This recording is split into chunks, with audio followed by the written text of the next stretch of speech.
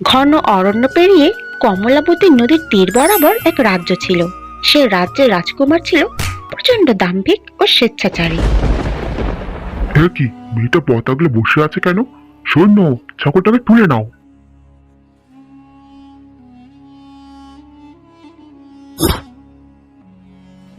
রাজকুমারের এই স্বেচ্ছাচারিতার জন্য মহারাজ ও মহারানী সবসময় চিন্তিত থাকতেন।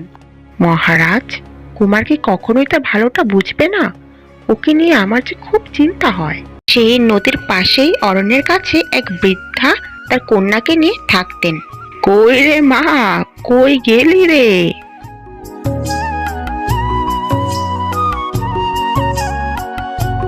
এই তো মা।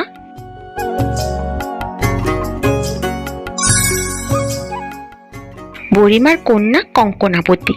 সে ছিল সূর্যের মতো তেজী কন্যা, কোনো কিছুকেই সে ভয় পেত না। হ্যাঁ রে মা, এ ভর দুপুরে কোথায় যাচ্ছিস?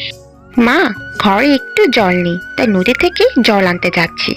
জল আনতে যাবি? তবে সাবধানে যাস। শুনেছি ওই নদীতে নাকি মাঝে মধ্যে কুমির দেখা যায়। তোকে নিয়ে আমার যে বড় চিন্তা হয় রে মা। মা, তুমি একদম চিন্তা করো না, আমি সাবধানে জল তুলে আনবো।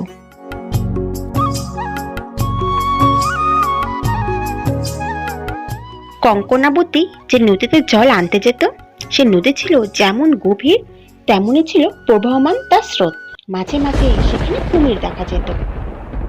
কিন্তু সে নদীর তীরে আরেকটি সৌন্দর্যপূর্ণ দিক ছিল, সেখানে অসংখ্য রং বেরঙের ফুল ফুটে থাকতো। যাই, কলসিতে জল ভরে ফুল গাছগুলোতে জল দিই।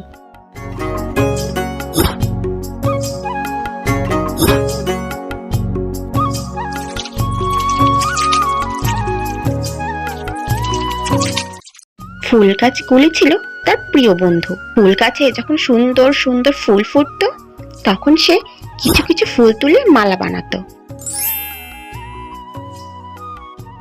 কিরে কঙ্কনাবতী, আজ এত দেরি হলো যে? জানিস, আমার অনেক পিপাসা পেয়েছিল।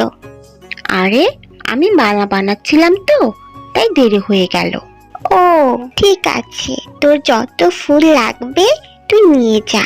বৃদ্ধার কন্যাটি নদীর পাড় ধরেই হাঁটছিল। এমন সময় সেখানে সে রাজকুমার চলে আসলো।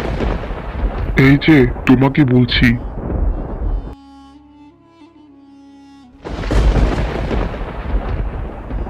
এই ফুলগুলো আমাকে দাও, আমি আমার ঘোড়াকে সুন্দর করে সাজাবো। ক্ষমা করবেন রাজকুমার, এই ফুলগুলো আমি আপনাকে দিতে পারবো না। আপনাদের তো অজস্র ফুলের বাগান, সেখান থেকে ফুল নিয়ে আপনার ঘোড়াকে সাজান। এত বড় সাহস! আজ আমি তোমার সব ফুল নষ্ট করে দিব। এই বলে কঙ্কনাবতী এক পা করে পিছাতে লাগলো। রাজকুমার যেই না ফুলের ডালিটা ধরতে গেল, অমনি বৃদ্ধার কন্যাটি পা পিছলে নদীতে পড়ে গেল। বৃদ্ধার কন্যাটি পানিতে পড়তেই একটি কুমির সে গপ করে গিলে ফেললো। এটা দেখে রাজকুমার একেবারে হতভম্ব হয়ে গেল। অনেকক্ষণ তো হয়ে গেল, মেয়েটা তো এখনো বাড়ি ফিরলো না।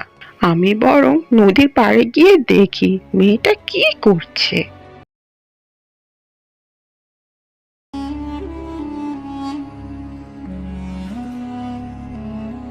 এ কি মা কঙ্কনাবতী, তোর এ অবস্থা কি করে হলো?